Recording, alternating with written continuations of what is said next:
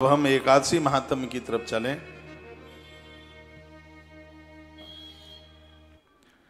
तो वर्णन किया गया है,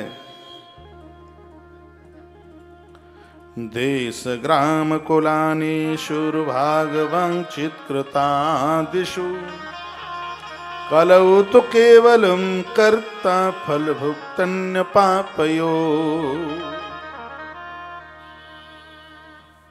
इस कलकाल में किए गए सदकर्म का हाल ही पुण्य मिलता है और हाल ही पाप का परिणाम मिलता है। पहले युगों में टाइम लगता था, यहां तो हाल ही देरी नहीं है। अच्छा करो अच्छा पाओ। वर्णन किया है कि इस कलयुग में पापों को जलाने के लिए एकादशी के व्रत से परम साधन कोई दूसरा है ही नहीं, ऐसा वर्णन है। विशेष रूप से तो यह 11 एकादशी हम कलयुग के लोगों के लिए ही भगवान ने कृपा करके प्रकट कर दी। मुर नाम का दैत्य किसी भी प्रकार से कब्जे में नहीं आ रहा था। देवता इसके द्वारा बड़े परेशान थे। ये सब महादेव के पास पहुंचे। भगवान महादेव ने कहा कि इस निशाचर को जीतने के लिए भगवान नारायण के पास जाना होगा। तो भगवान महादेव, विधाता ब्रह्मा और संपूर्ण देवता विष्णु लोक भगवान नारायण के पास पहुंचे, प्रार्थना की और कहा, मृत्यु लोक में एक निशाचर तैयार हुआ है, मुर, और उसने बहुत आकांत मचाया है। कैसे भी इससे रक्षा करो। इसने धर्म पुण्यों को समाप्त कर दिया है। धर्म सदकर्म लुप्त हुए जा रहे हैं। प्रभु कैसे भी इसका मारण करो। भगवान श्री बद्रीनाथ की भूमि में आकर के प्रकट हुए। बहुत घमासान इसके साथ युद्ध हुआ। कैसे भी मरने में नहीं आ रहा था ये। भगवान इतने थक गए थे कि भगवान एक गुफा में जाकर के सो गए। दोपहर का समय था। यह प्रभु को ढूंढता ढूंढता उस गुफा में जाकर के पहुंचा। भगवान शयन कर रहे थे, सो रहे थे। जैसे ही इसने प्रभु नारायण के ऊपर प्रहार करने की कोशिश करी, उसी समय भगवान नारायण के हृदय से एक दिव्य तेज प्रकट हुआ और वह तेज एक स्त्री के रूप में प्रकट हुआ और उस नारी ने शीघ्र ही उस मुर नाम के दैत्य को समाप्त कर दिया, खत्म कर दिया। यह तेज भगवान के देह से प्रकट हुआ। जब राक्षस समाप्त हो गया, भगवान के नेत्र खुले तो उन्होंने दिव्य देवी को वहां देखा। तो भगवान ने कहा, हे देवी, तूने आज इस निशाचर को समाप्त किया है। तेरे दर्शन मात्र से लोग अपने 11 तत्वों को जीत लेंगे। 5 ज्ञानेंद्रिय, 5 कर्मेंद्रिय और 11वां मन। जिसका मन वश में नहीं होगा, जिसकी 10वां इंद्रियां वश में नहीं होंगी, तेरे नाम करके वो अपने 11 तत्वों को जीत लेंगे। तेरी कृपा से है जीव 11 तत्वों को जीतेगा तब वो मोक्ष को प्राप्त होगा। इसलिए हे देवी, आज से लोग एकादश तत्वों को जीतने वाली देवी, लोग तुझे 11 के नाम से जानेंगे, एकादशी के नाम से जानेंगे। इस बद्रीनाथ क्षेत्र की महिमा बढ़ जाएगी। तेरा आगमन यहां पर हुआ है, लोग तेरा व्रत करेंगे। हर महीने में 2 बार तुम्हारी पवित्र तिथि आएगी। लोग तुम्हें वंदन करेंगे, पूजन करेंगे। भगवान नारायण कहते हैं कि तुम्हारा नाम 11 एकादशी भी होगा और तुम्हारा नाम विष्णु प्रिया भी होगा। भगवान बोले, जब देवताओं को शयन करने की जरूरत होगी, उस दिन भी पवित्र मुहूर्त तेरे नाम से होगा। और जिस दिन देवता जगने को जाएंगे, उस दिन भी पवित्र मुहूर्त तेरे नाम से ही होगा। जिस दिन आषाढ़ मास में देवता शयन के लिए जाते हैं उसको देव शयनी एकादशी कहते हैं, और जिस दिन देवता जागते हैं उसको हरि प्रबोधनी एकादशी कहते हैं। ऐसी यह 11 जो ताप प्रताप और संताप साप को दूर करती है। हरि वैष्णव जनों को एकादशी का व्रत करना ही चाहिए। ग्रंथ में लिखा है जिन्होंने एकादशी का व्रत करके उसका उद्यापन किया है उनका परिवार दिन दुना रात्रि चौगने के रूप में उभरता है। मृत्यु के समय पर किसी भी प्रकार का कष्ट नहीं होता। नारद पुराण में लिखा है एकादशी का व्रत करने वाले लोग यमराज के रास्ते से नहीं जाते, वो किसी न किसी प्रकार से भगवान नारायण के गरुड़ की पीठ के ऊपर प्रस्थान करते हैं। मैं आग्रह पूर्वक निवेदन करना चाहूंगा, आप क्या क्या तीज त्योहार व्रत करते हैं कीजिए, लेकिन आप एकादशी का व्रत जरूर कीजिए। मैं बहुत छोटी उम्र से 11 का व्रत करता हूं। मैंने 2010 में एक बार उद्यापन किया है, लेकिन मैं बड़ा बड़भागी हूं, बहुत भाग्यशाली हूं। लगभग मुझे 42-43 वर्ष हो गई हैं, 42-40 तो हो ही गई होंगी। 7 साल की उम्र से मेरी एकादशी चल रही है, तो ये आनंद की बात है नहीं क्या? एकादशी के दिन 40 वर्ष से जिसके पेट में अन्न न गया हो भूल से भी, तो भगवान की बहुत बड़ी कृपा ही है। 6-7 साल की उम्र से, आयु से 7 साल की उम्र से 11 से एकादशी उद्यापन करने के बाद भी कभी रोटी नहीं खाई। मां भगवती एकादशी ने सब कुछ दिया है। गौ मां की सेवा दी है, भागवत की पीठ दी है, और ये कैसे कहना मिलूं, ये कहना कैसे भूलूं, इसने आपको भी तो हमें दिया है। आज आश्रम माध्यम बना है आपके एकादशी के उद्यापन के लिए। आप हमें बहुत आशीर्वाद देके जाएंगे, हमें पता है, जिससे हम ठीक से श्वासें लेते रहेंगे, जिससे हम ठीक से जीवन जीते रहेंगे। मैं भगवान के चरणों में प्रार्थना करना चाहूंगा कि हे प्रभु, एकादशी उद्यापन के लिए जितने भी ये भक्त चल करके यहाँ आए हैं, ये जिस युग में भी इस धरती पर जन्म लें, इनको अपने आप से जरूर जोड़ना।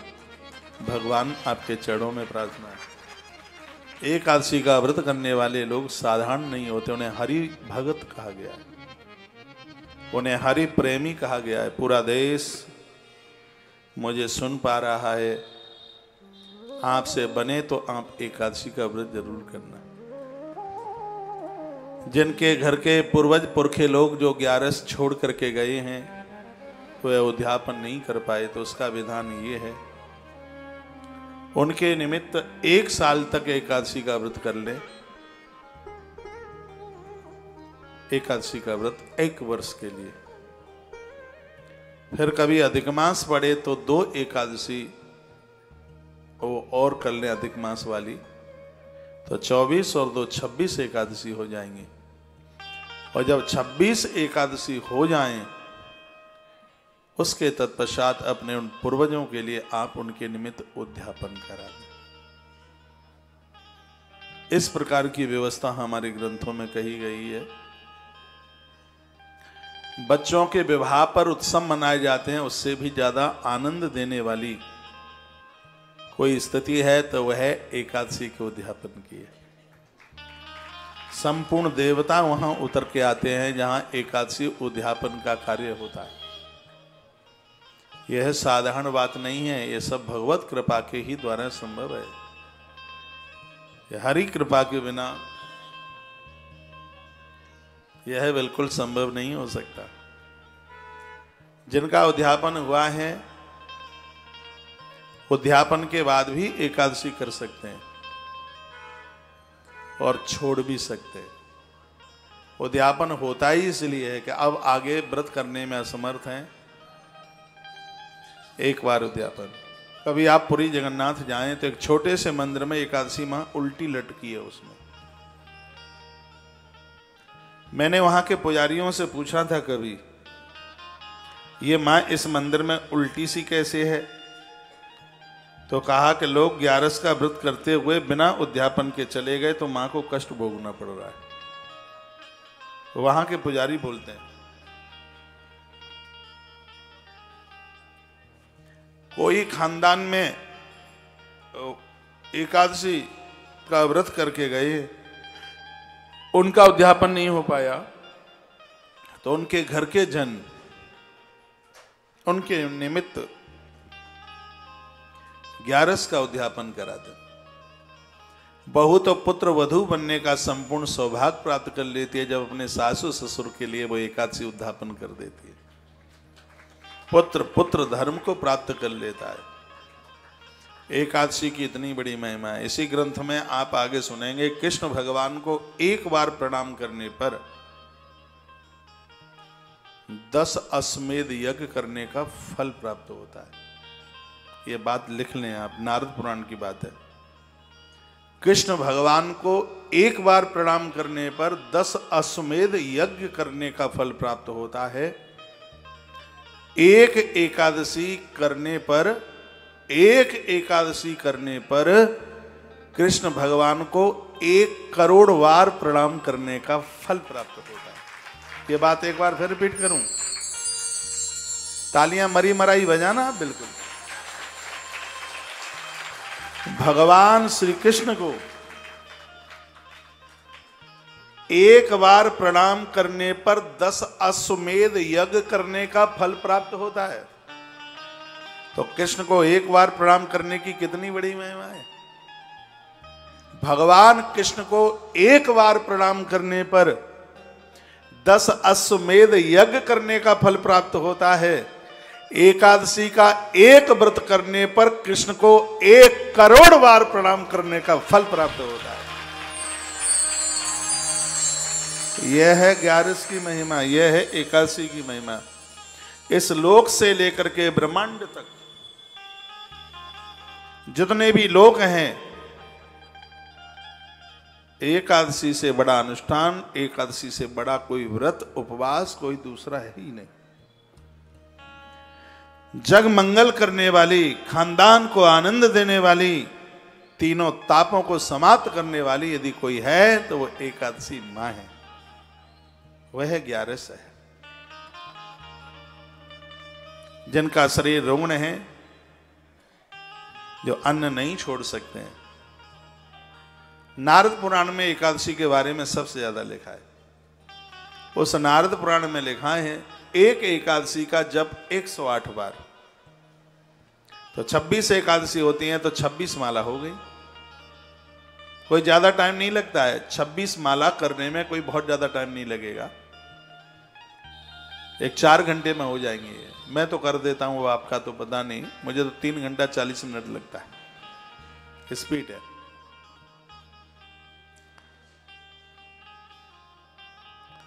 सुनिए, सुन लें। चलो आप 6 घंटे में कर लेंगे। जो अन्न नहीं छोड़ सकते ऐसे लोग 108 बार 26 एकादशी का उच्चारण करने पर वह एकादशी का व्रत करने का फल प्राप्त कर लेते हैं। एकादशी का व्रत करने का उन्हें फल प्राप्त, ये उनके लिए जो एकादशी करने में रुग्ण हैं, असमर्थ हैं, दिक्कत परेशानी है, उनके लिए। एक बड़ी और सुंदर बात क्या है, जो एकादशी नहीं कर सकते, एकादशी की बड़ी महिमा है। यदि जो नहीं करते वो एकादशी के दिन चावल ना खाएं, मटर मसूर ना खाएं, दाल ना खाएं, और दोपहर के भोजन में रोटी भी ना खाएं। पराठा खा लें, पूड़ी खा लें, रोटी ना खाएं। दोपहर में अपने घर में दाल चावल रोटी न बनाई, पूड़ी बना लो, पराठा बना लो, दही बूरे से खा लो, खीर बना करके खा लो, सब्जी बना लें, साग बना लें, फलियारी नमक, सेधा नमक आता है, थोड़ा महंगा तो आता है, स्वास्थ्य के लिए भी फायदेमंद है, वह प्रयोग में ले लीजिए। अभ्यास कीजिए एकादशी करने का। ये एकादशी ताप प्रताप संताप सब को समाप्त कर देगी। भगवान ने बड़ी सुंदर बात कही, क्या लिखा है कि वनस्पति नाम तुलसी मासा नाम कार्तिका प्रिया। लिखने लायक बात है। वनस्पति नाम तुलसी मासा नाम कार्तिका प्रिया एकादशी तिथि नाम च क्षेत्राणाम द्वारका ममा। तो भगवान नारायण कहते हैं कि मुझे वनस्पतियों में तुलसी से प्रिय कुछ भी नहीं है। बड़ प्रिय है भगवान को, कदम्ब प्रिय है भगवान को, पीपल प्रिय है भगवान को, लेकिन परमात्मा कहते हैं सब मुझे प्रिय हैं, लेकिन तुलसी से प्रिय कुछ भी नहीं है। फर्स्ट नंबर पर तुलसी है। पद्म पुराण के महात्म्य में लिखा हुआ है कि प्रातः स्नान करके तुलसी की एक परिक्रमा करने से 1.25 मन सोने का दान करने का फल प्राप्त हो जाता है। सोमवती अमावस्या को यदि तुलसी की प्रदक्षिणा परिक्रमा की है, कितना फल है शब्दों में बयानित नहीं किया जा सकता। तो कहा कि वनस्पति नाम तुलसी, वनस्पतियों में तुलसी बहुत प्रिय है, बहुत ज्यादा प्रिय, बहुत ज्यादा भारी प्रिय। मासा नाम कार्तिका प्रिय, महीनों में कार्तिक बहुत प्रिय है। ये पिछले दिनों में हम कार्तिक महात्म्य सुना चुके हैं, बहुत विस्तार पूर्वक सुनाए इस बार। एकादशी तिथि नाम च क्षेत्राणाम द्वारिका मम।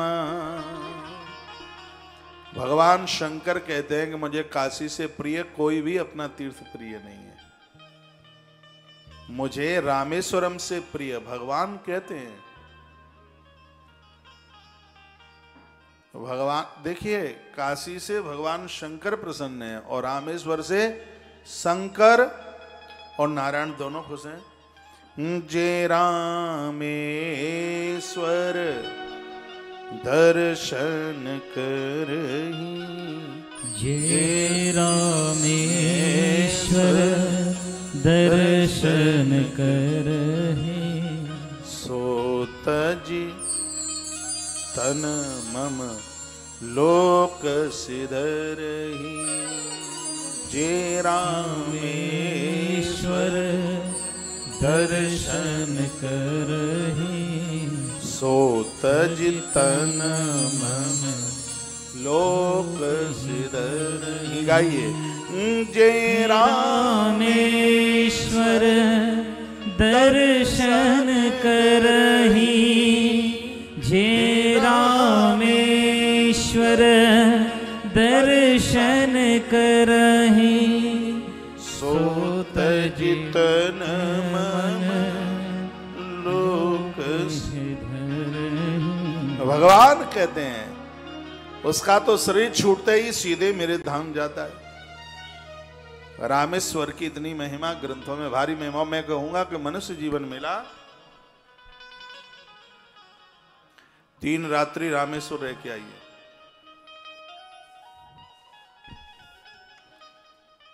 सतयुग में 12 वर्ष तीर्थ में रहने से जितना पुण्य मिलता था, 12 साल। त्रेता में 1 वर्ष तीर्थ में रहकर उतना फल मिलता। त्रेता में 1 वर्ष तीर्थ में रहने पर जितना फल मिलता, द्वापर में 1 महीना तीर्थ में रहने पर उतना फल मिलता। द्वापर में 1 महीना तीर्थ में रह करके जितना फल प्राप्त होता, इस कलयुग में 1 रात्रि तीर्थ में रहने से उतना फल प्राप्त हो जाता। कभी तीर्थ में जाओ तो कम से कम 1 रात का टाइम लेके जाइए। मैं तो ऐसा ही करता हूं, तीर्थ में जाऊंगा तो 1 रात तो निकाल के आना। और ज्यादा टाइम है तो 2 रात लगा लो, और ज्यादा है तो 3 रात लगा लो, लेकिन तीर्थ के लिए थोड़ा सा टाइम लेकर के जाइए। आप सबको पता है कि साल 2022 में रामेश्वरम में कथाएं शिव महापुराण की, मालूम है क्या? अनाउंस सुना है? आगे आने का मन बना लीजिए। आप वैसे तीर्थ यात्रा के लिए जाएंगे, भागो भागो चूहा भाग बिल्ली आई, ऐसे ही जाया जाता है। लेकिन इस कथा के माध्यम से जब जाओगे, आनंद की अनुभूति ऐसे नहीं बताई जा सकेगी कि जैसे गुड़ खा करके मूक व्यक्ति नहीं बता सकता कि गुड़ का स्वाद कैसा लगा। ठोड़ी सहित हंसता है वो है, लेकिन बोल नहीं पाता। समय मिल जाए, टाइम मिल जाए, घर गृहस्थी के तो काम बने ही रहेंगे। भगवान ने आपको वानप्रस्थी इसलिए बना दिया है, अब घर के चंगुल से मुक्त हो जाएं इसलिए। अब यह दौरा तीर्थ यात्रा के लिए, युवान अवस्था में भी कर लोगे तो ठीक है। तीर्थ यात्रा रामेश्वरम में, और सबसे आनंद की बात 28 तारीख का प्रदोष है, 1 मार्च की शिव महारात्रि है। जिस रामेश्वरम की स्थापना स्वयं राघवेंद्र सरकार अपने हाथों से करते हैं, और 12 ज्योतिर्पीठ, और फिर सागर के किनारे, शिव पुराण में लिखा है कोई भी सदकर्म समुद्र के किनारे किया जाता है तो करोड़ गुना नहीं, वह फल उसका अनंत गुना अपने आप में।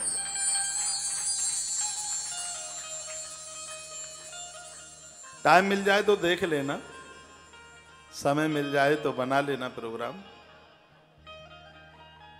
आप सब कहां जा रहे हैं खड़े हो के?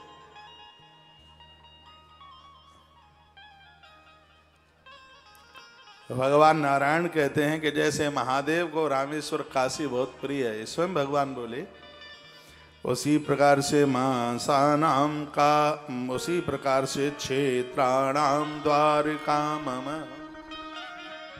भगवान कहते हैं कि उसी प्रकार से श्री द्वारका मुझे प्रिय। कृष्ण को द्वारका बहुत प्रिय है।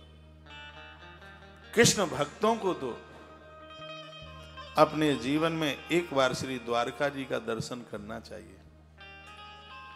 आनंद की बात है, अपने यहां से तुलसी की माला बना के लेके जाएं, उसको ढंग से बैग में रख लें, अखबार में लपेट करके।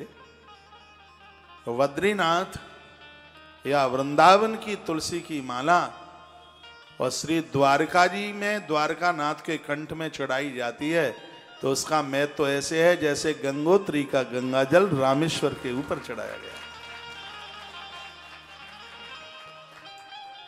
गंगोत्री का जल रामेश्वरम के ऊपर चढ़ाया जाता है, महादेव प्रसन्न होता है। ब्रज की तुलसी की माला श्री द्वारकाधीश के कंठ में चढ़ाई जाती है, भगवान अति प्रसन्न होते हैं, बहुत खुश होते हैं।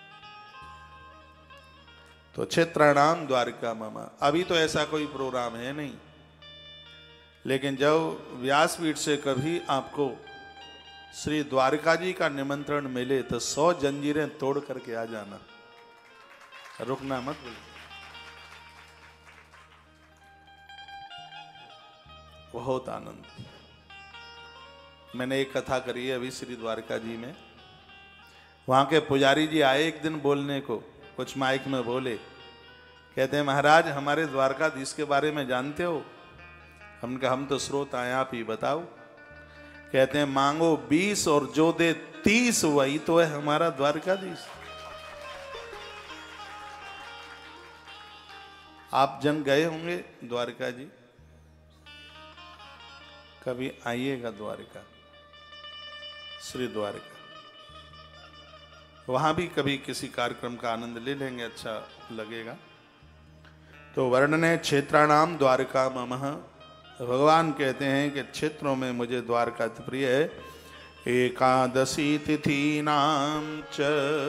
भगवान बोले तिथियां तो बहुत हैं, लेकिन तिथियों में मुझे एकादशी से प्रिय कोई दूसरी तिथि नहीं है। शाम का समय हो रहा है, संध्या के समय में सोते नहीं है, जाग करके कथा सुनी है। और वैसे भी 11 को तो आधी रात्रि तक सोया ही नहीं जाता।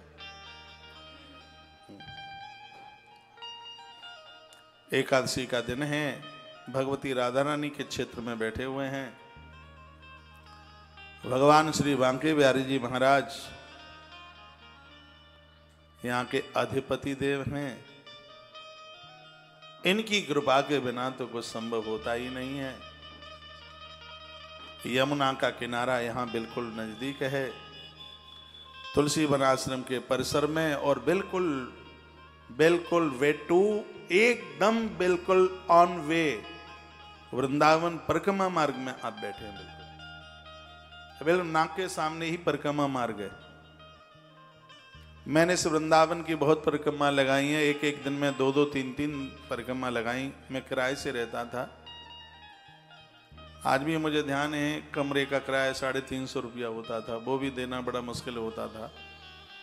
तो भगवान को मैं प्रार्थना करता कि प्रभु जब भी कोई छोटी सी कुटिया बने तो परिक्रमा मार्ग में ही बन जाए। एक दिन मैं गोवर्धन नाथ भगवान की परिक्रमा करके आया, गर्मियों का दिन था। जिनके यहाँ मैं रहता था किराए पर, वो मेरे स्कूल के वो टीचर थे, वहीं मुझे मिल गए रास्ते में। कहा बेटे एक प्लॉट है, पसंद आ जाए तो देख ले। रात को 8:15 बजे मैं यहाँ आया, धूल उड़ती थी आगे। इस प्लॉट में मैंने एक तुलसी का पेड़ देखा था बस। हमने कहा गुरुजी जगह हमें पसंद है, इसलिए तो इसका नाम तुलसी वनाश्रम है, इसलिए है इसका नाम तुलसी वनाश्रम। और वृंदा शब्द का पर्यायवाची शब्द है। ये जगह बड़ी सिद्ध है। यहां बहुत लंबे समय तक अखंड रामायण नीचे मंदिर में चला है, नीचे दर्शन बहुत सालों तक, बहुत लंबे समय तक 1 मिनट के लिए भी बंद नहीं हुआ। इस हॉल में जहां आप रुकते हैं वहां मेरे गुरु महाराज की तस्वीर लगी है। उसके नीचे अन्नपूर्णा माँ का एक बहुत बड़ा अनुष्ठान हुआ है जब ये पहली छत पड़ी थी। इस धरती पर मेरे न होने के बाद भी तुलसी वन आश्रम की रसोई कभी बंद नहीं होगी। ये जगह सिद्ध है, यहां कभी रोटियों की कमी नहीं आएगी भगवान की कृपा से। इस आश्रम की पहली छत डलने पर ही, देखिए उस समय तो मेरा जीवन ही बाल्य ही काल था, बहुत लंबा समय हो गया है। मैं विद्यार्थी था जब ये आश्रम बना हुआ है, लेकिन सोच देखिए, सोच ही तो पनपती है। जेब में रुपया नहीं होता था और मन की भावना होती थी कि भगवान इतनी कृपा करे कि 10,000 लोगों को रोज भोजन कराए। क्योंकि मैं युधिष्ठिर को पढ़ता था महाभारत में, तो उसमें लिखा था कि युधिष्ठिर 10,000 ब्राह्मणों को भोजन किए बिना पानी भी नहीं पीते थे। और उन दिनों में मैं महाभारत पढ़ रहा था, परिक्रमा करता था वृंदावन में। केसी घाट पर यमुना मैया को प्रणाम करके यह कहता था, और जो जो मैंने इन देवताओं को कहा उन देवताओं ने वही कर दिया। आइए किशोरी इतना तो कीजिए, लाडली इतना तो कीजिए, जग जंजाल छुड़ाए बास बरसाने को दीजिए। लाडली इतना तो कीजिए, किशोरी इतना तो कीजिए।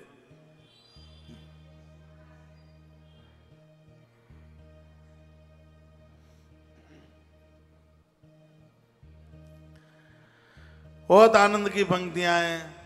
मुझे सूर के पद बहुत मलूक लगते हैं। उनका एक पद में सदैव गुनगुनाता रहता हूं, सबसे ऊंची प्रेम सगाई। इतना प्यारा लगता है, कितना आनंद आता है।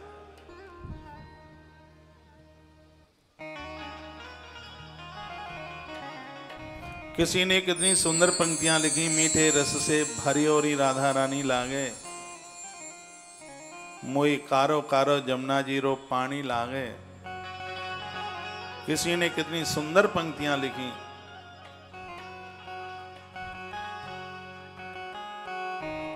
आइए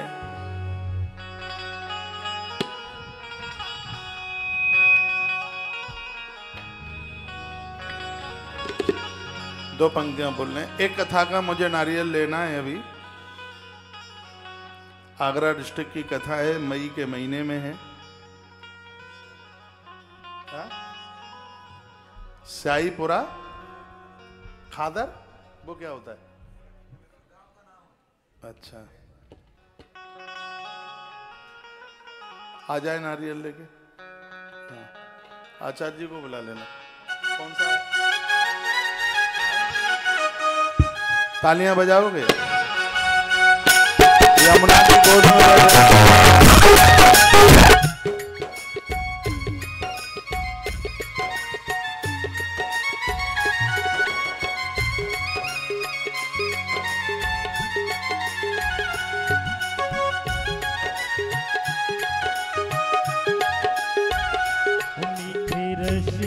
भरौड़ी राधा रानी लागे, महारानी लागे, मन करो करो यमुना जी को पानी लागे।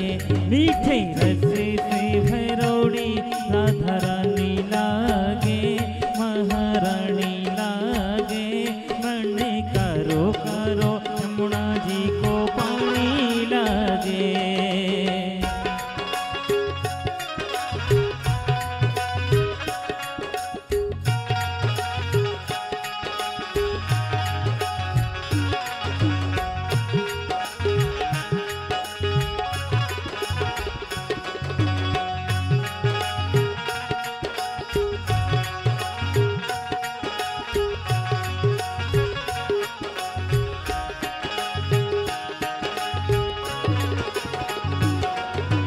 यमुना मैया कारी कारी राधा गोरी गोरी, यमुना मैया कारी कारी राधा गोरी गोरी। वृंदावन में धूम मचावे बरसाने की छोरी, आए हाय बरसाने की छोरी। ब्रज धाम राधा जी की राजधानी लागे, राजधानी लागे, मन करो करो यमुना जी को पानी लागे। मीठे रस से भरौड़ी राधा रानी लागे, महारानी लागे, मन करो करो यमुना जी को पानी लागे।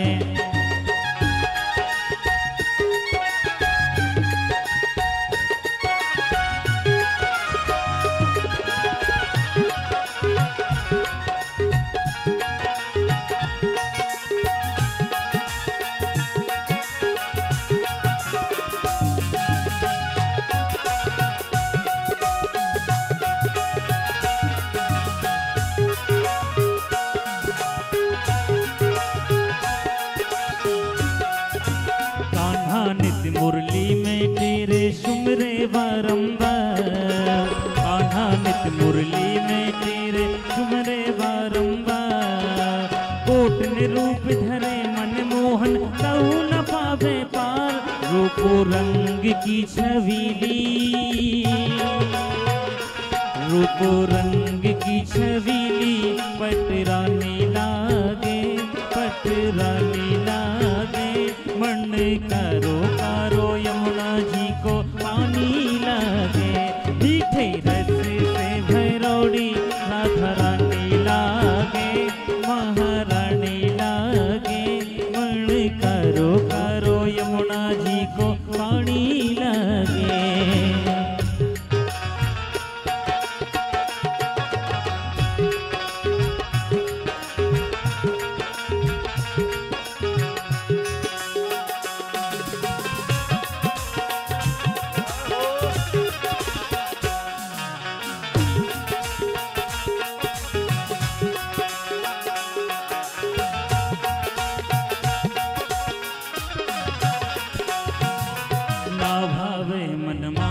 मिश्री अब न कोई मिठाई, ना भावे मन माखन मिश्री अब न कोई मिठाई। मारी जी बढ़िया में भावे राधा नाम मलाई, राधा नाम मलाई। वृषभान की लली तो गुड़ धनी लागे, गुड़ धनी लागे, मन करो करो यमुना जी को पानी लागे। मीठे रस से भरौड़ी राधा रानी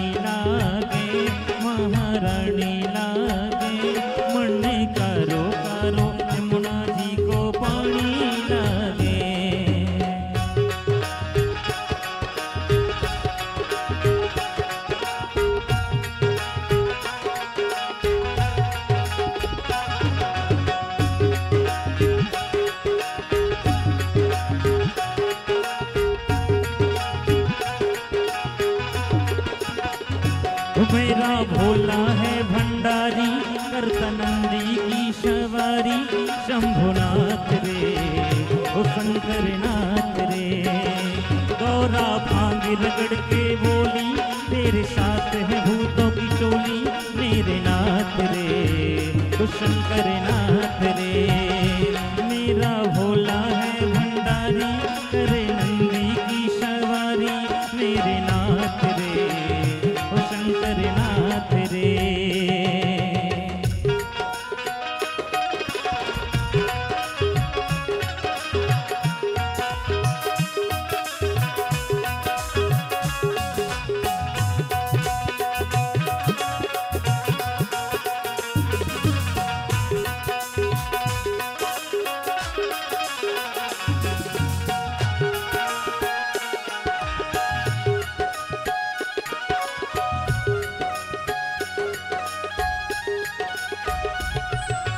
यमुना मैया कारी कारी, राधा गोरी गोरी, यमुना मैया कारी कारी, राधा गोरी गोरी। वृंदावन में धूम मचावे, बरसाने की छोरी, हाय हाय बरसाने की छोरी। ब्रज धाम राधा जी की राजधानी लागे, राजधानी लागे। मरने कारो कारो यमुना जी को पानी लागे, मीठे रस से भरोड़ी राधा रानी लागे, महारानी लागे।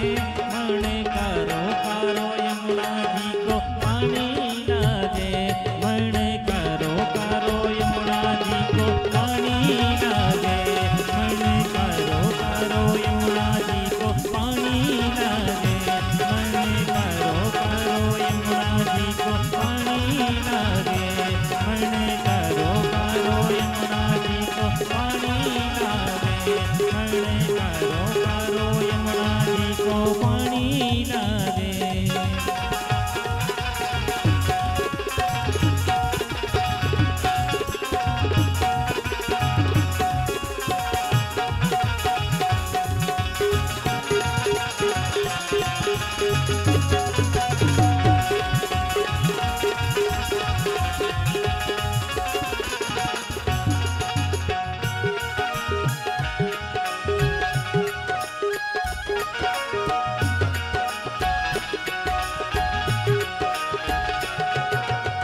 कर्मियाँ दो चार शिव जी, पापियों जो मारदा। कर्मियाँ जो तार शिव जी, पापियों को मारदा। बड़ा ही दयाल मेरा भोले अमली, महादेवा तेरा डमरू डम डम डम डम बजता जाए रे हो। महादेवा तेरा डमरू डम डम डम डम बजता जाए रे। सर से तेरे बहती गंगा, काम मेरा हो जाता चंगा, मेरे नाथ रे हो शंभो नाथ रे। मेरा भोला है भंडारी, करे नंदी की सवारी, मेरे नाथ रे हो शंभो नाथ रे। मेरा भोला है भंडारी, करे नंदी की सवारी, मेरे नाथ रे हो शंभो नाथ रे।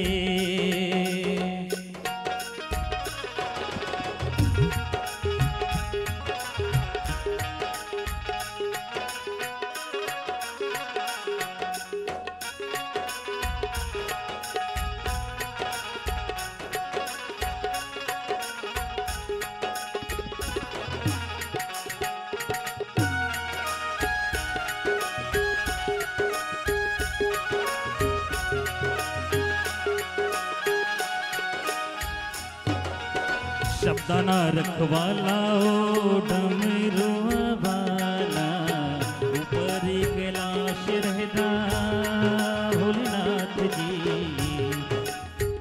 हो गौरा भांग रगड़ के बोली, तेरे साथ है भूतों की टोली, मेरे नाथ रे हो शंभो नाथ रे। मेरा भोला है भंडारी, करे नंदी की सवारी, मेरे नाथ रे हो शंभो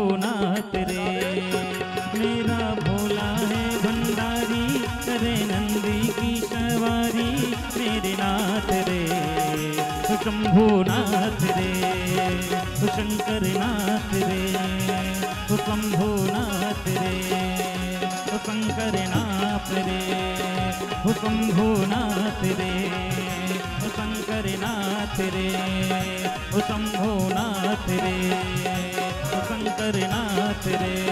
महादेवा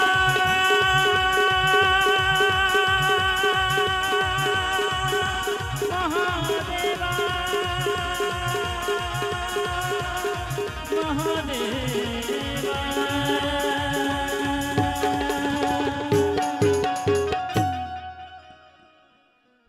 बोलिए महादेव बाबा की, एकादशी मैया की, शंकर भगवान की, मोक्षदा एकादशी मैया की। नमः पार्वती पतये, हर हर महादेव। जय जय श्री राधे, जय जय श्री राधे, जय जय श्री राधे। एक बार लग रहा है अभी बैठे बैठे नाच ही रहे हो, फिर अपने आप को कथा से जोड़िए। परसुनिंदा पे शून्यम धिक्कारम यह करोति यह तत्कृतम प्रातकम पातकम प्राप्य स्वपुण्यम प्रदादति सह। एकादशी महात्म्य में लिखा है कि दूसरों की निंदा करने से पुण्य क्षीण होते हैं। सैकड़ों गायों का गोदान भी करोगे तो भी पुण्य समाप्त हो जाएंगे। परस्वनिंदा, किसी की निंदा करने से। यदि किसी की भलाई नहीं होती है तो किसी की बुराई तो ना करे। परसुनिंदाम पैशुन्यम, चुगली, पैशुन पैशुन चुगल, चुगली करने से पुण्य क्षीण होते हैं। इसको महापातकों में इसको लिया गया, तो वर्णन किया गया है कि यदि किसी की निंदा की गई है, चुगली की गई है, ऐसे पाप भी एकादशी के व्रत के द्वारा समाप्त हो जाते हैं। लेकिन ऐसा तो है नहीं कि खूब चुगली करो और 11 का व्रत कर लो। तो अनजान में, अनभिज्ञता में जो ऐसे अपराध हुए हैं, एकादशी के व्रत के द्वारा वह पाप भी समाप्त हो जाते हैं। तो देखो कितना बड़ा फायदा है इसमें, तो बहुत बड़ा आनंद है। बहुत कम बहुएं होंगी ऐसी जो सासू मां को चुगली करने में उसको आनंद ना आता हो, और डुकरियां भी बहुत कम हैं जिनको बहुओं की बुराई करने में श्वास लेने की भी शायद जरूरत पड़ती हो। खैर आप में तो ऐसी कोई नहीं है, फिर भी मुझे 20 महीने कोरोना काल में बहुत आगे शिकायत करती रही। अब ये ना सोच लें बहन का हमारी ही डुकरी आ गई थी, यही तो शिकायत करके नहीं आई।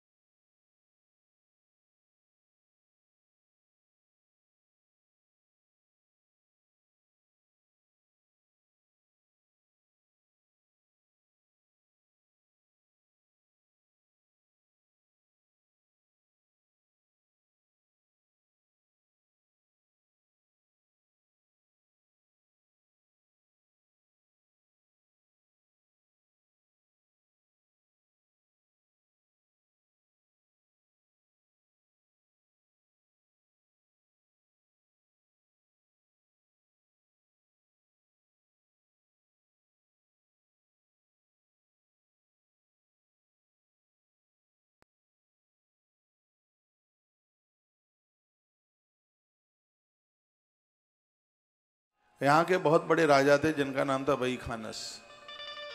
बड़े अच्छे राजा थे, गोविंद के भक्त थे, कृष्ण के भक्त थे। वह कृष्ण भगवान ने ये कथा युधिष्ठिर को भी सुनाई है। एक दिन की बात थी, उनको स्वप्न में उनके पिताजी रोते हुए दिखे। स्वप्न में पिता कह रहे थे, बेटा मैं बहुत ज्यादा दुखी हूं, मैं कष्ट में हूं, मैं यमराज के नरक में पड़ा हूं, अब मुझसे कष्ट सहन होता नहीं है।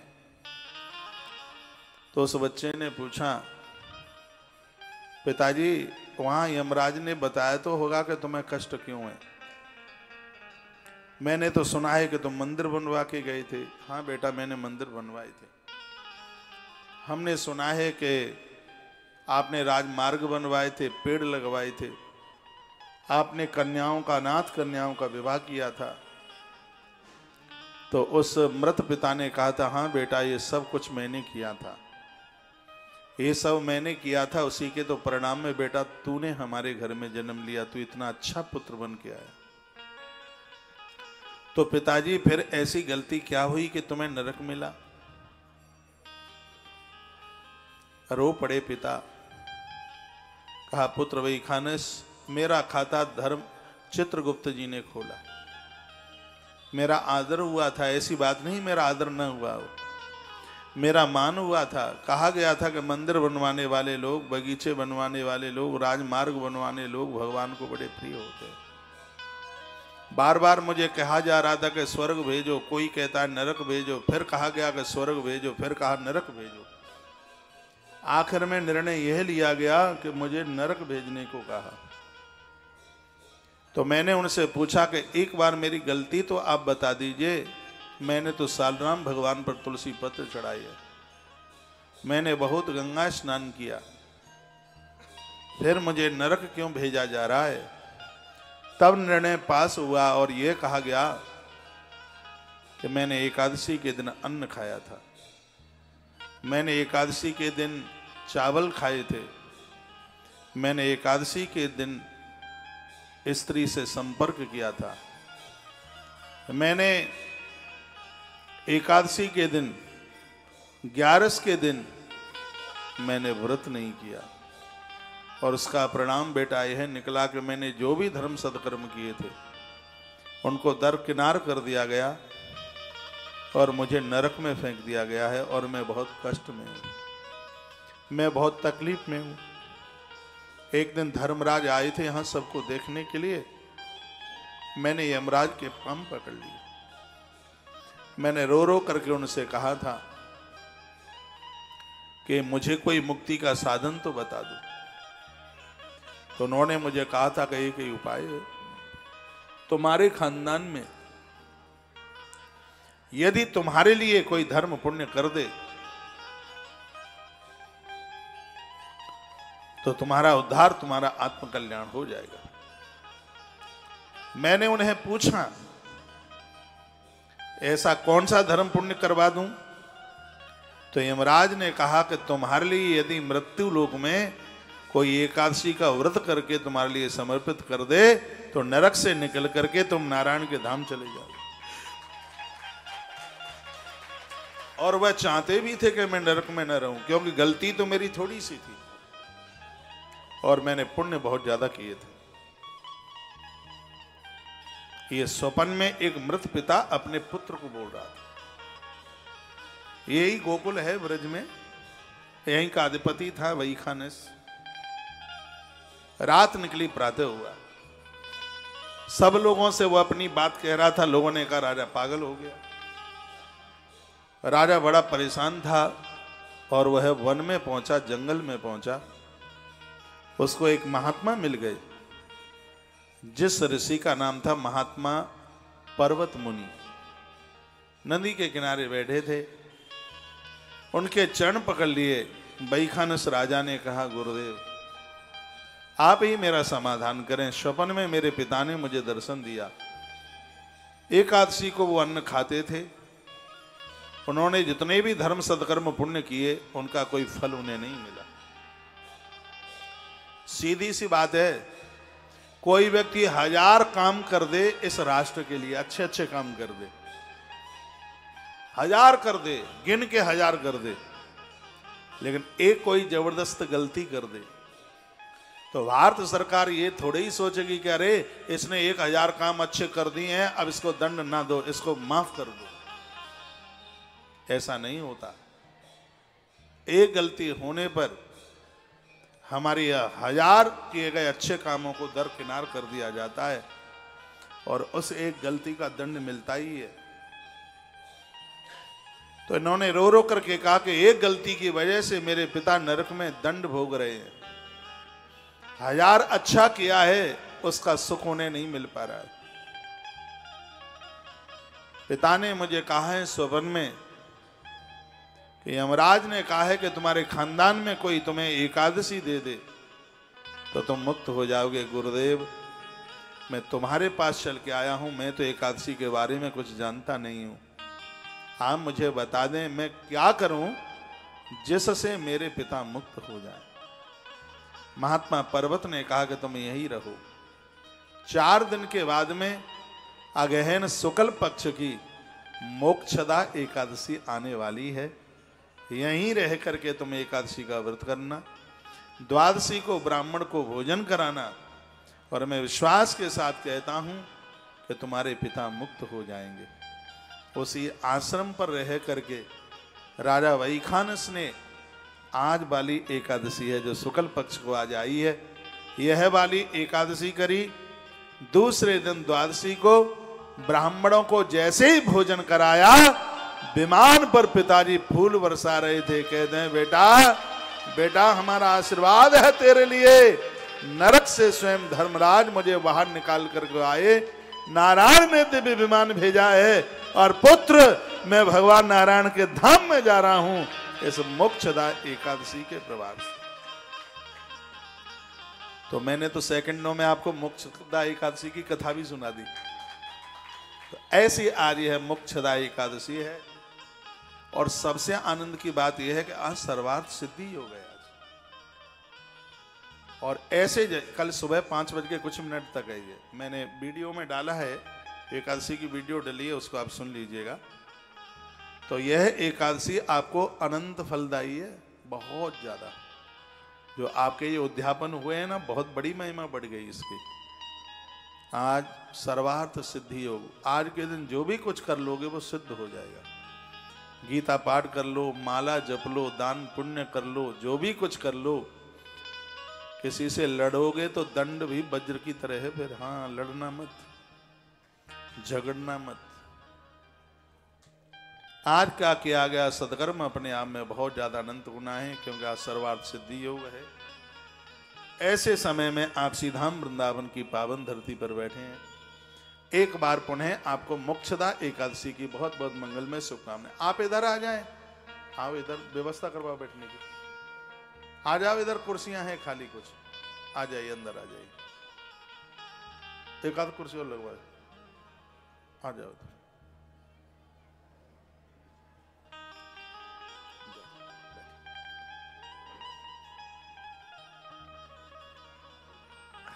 और कैसे भैया? अच्छा,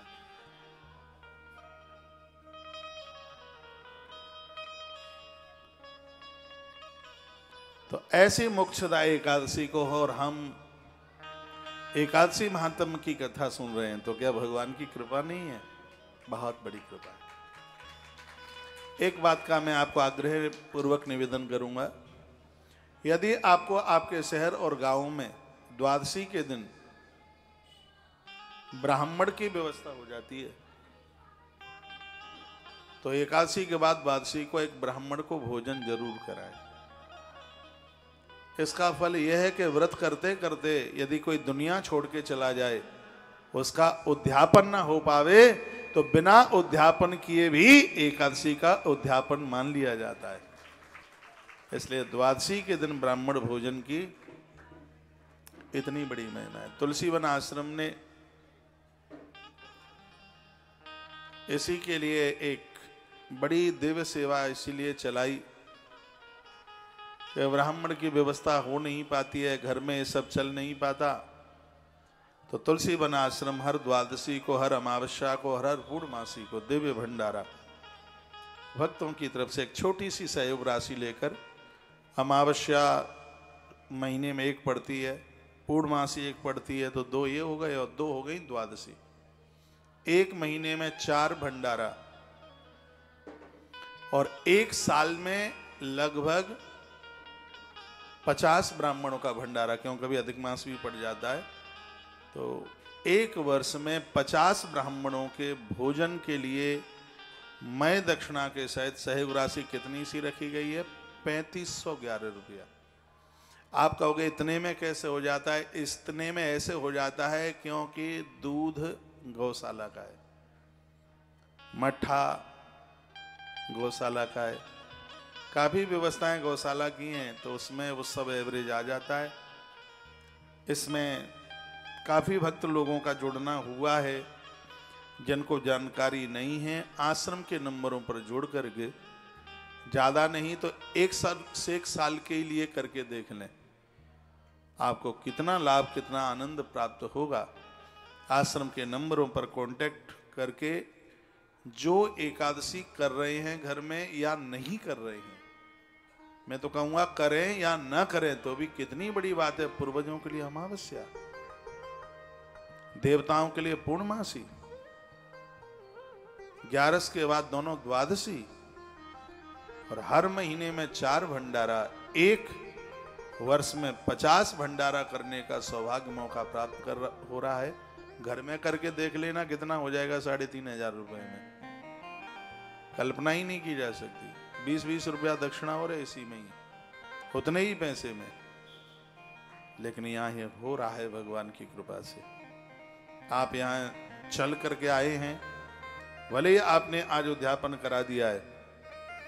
तुलसी वृक्ष न जानिए गायन समझो ढोर, ब्राह्मण मनुजन होत है ये तीनों नंद किशोर।